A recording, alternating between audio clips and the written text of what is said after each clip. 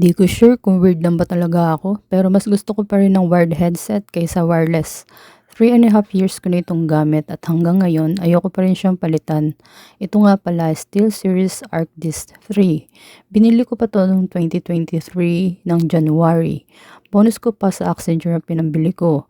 Fast forward 2026 na, 3.5 years later, ayos na ayos pa rin siya. At oo, alam ko luma na tong model na to nung binili ko. Pero hindi naman kasi ako bumibili ng release date. Bumibili ako ng solusyon sa problema ko. Hindi naman sa wala akong pambili ng latest, pero para sa akin kapag sobrang mahal ang headset, medyo luho na siya. Oo, sige na, kuripot na akong kuripot. Tsaka naka-promo naman kasi, very verms talaga. Pero bakit nga ba ito ang pinili ko? Simple lang, cloth ang ear cups. Halos lahat kasi ng headset ko noon, leather. At alam mo naman ang ending pagkalipas ng ilang taon, o kung minsan buwan nga lang, nagbabalat, mainit na, makalat pa. Pagkatapos mong gamitin, may souvenir ka pa sa balikat. Isa pa, may wireless headset na rin naman ako noon. At alam ko convenient siya. Ang problema, kung kailan may meeting, doon naman nawawala ang connection o kaya ako lang ang nagsasalita. Hindi naman pala ako naririnig. Tapos kailangan pang i-charge. Dagdag iisipin pa. Tamad lang ba ako? Pwede rin. At oo, aminado akong nakakatawa rin akong tignan kapag suot ko to. Ang laki kasi ng headset.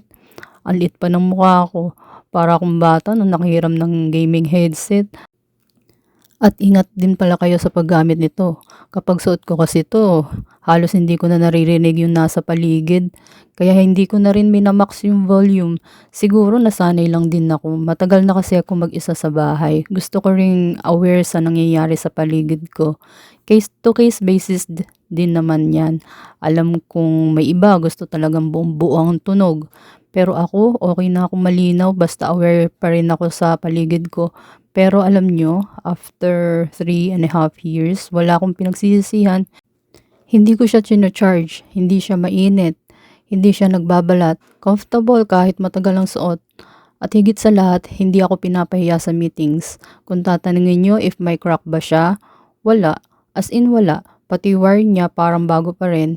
Hindi pa lumulutong, hindi pa nagbibitak.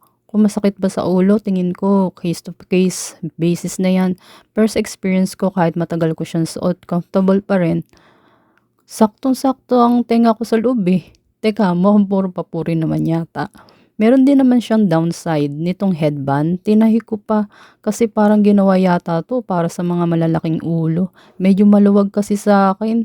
Kaya ayun, DIY muna tayo. Tsaka syempre wired. Dati goods na goods lang yung haba ng wire niya kasi nasa left side yung saksakan ng jack sa laptops ko. Ang problema ngayon, naka MacBook Air na ako. Nasa right side na kasi ang headphone jack. Kaya yung dating medyo mahabang wire ngayon, sakto na lang. Hindi na ako pwedeng gumala habang naka-headset.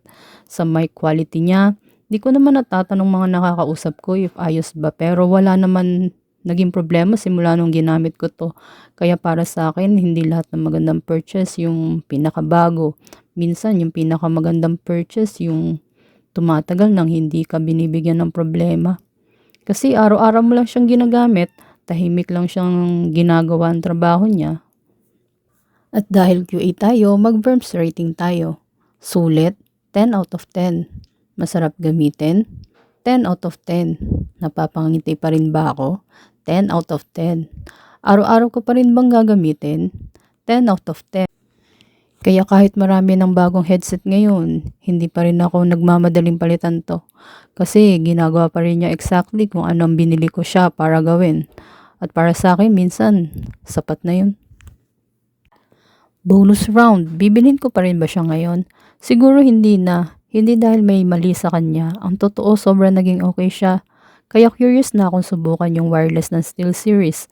Baka masipag na rin ako mag-charge. SteelSeries Artist 3. Salamat sa mahigit 3 taon na walang arte. Sana yung susunod kong headset kasing sulit mo rin.